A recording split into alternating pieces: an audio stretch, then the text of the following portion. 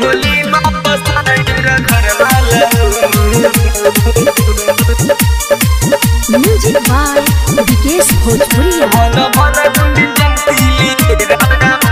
होली वापस आएगा घर वाला। सोटी को बिये मा भयो तिमलाई भेट तस्वीर तिम्रो मुटुमा भयो सेट तस्वीर तिम्रो मुटुमा भयो सेट सोटी को बिये मा भयो तिमलाई भेट तस्वीर तिम्रो मुटुमा भयो सेट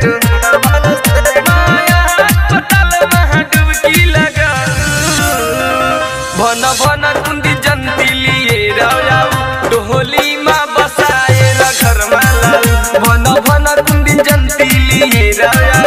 डोलीमा बसाएर घरमा लाऊ डोलीमा बसाएर घरमा लाऊ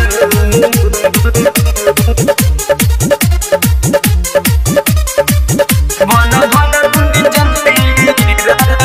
डोलीमा बसाएर सुनाय सुनाय सुल्टीको साथी तिमीलाई दिलमा बसाको हिजो राती तिमीलाई दिलमा बसाको हिजो राती सुना सुनाय सुल्टीको साथी तिमीलाई दिलमा बसाको हिजो राती मलाई छोडेर परहन जाऊ भन भन कुन्दी जन्ती लिएर आऊ डोलीमा बसाएर घरमा लाऊ भन भन कुन्दी जन्ती लिएर आऊ डोलीमा बसाएर घरमा लाऊ भन भन कुन्दी जन्ती लिएर आऊ डोलीमा बसाएर विकेश भोजपुरिया। डोलीमा बसाएर घरमा लाऊ वीरेन्द्र भयो तिमी माथि फिदा प्रेम पुरा हुन्छ किसी एउटा लिँदा प्रेम पुरा हुन्छ किसी एउटा लिँदा उदय वीरेन्द्र भयो तिमी माथि फिदा प्रेम पुरा हुन्छ किसी एउटा लिँदा तिमीलाई पाएर विगन रमेश भयो खुसहाल भन भन कुन्दी जन्ती लिएर आऊ डोलीमा बसाएर घरमा लाऊ भन भन कुन्दी जन्ती लिएर आऊ डोलीमा बसाएर घरमा लाऊ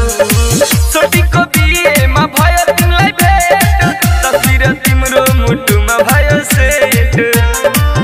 छोडेर यसरी पर नजाऊ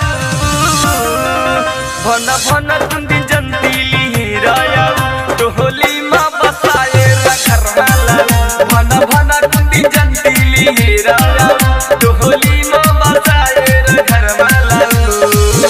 ए तिमीलाई धेरै माया गर्छु ए डार्लिङ।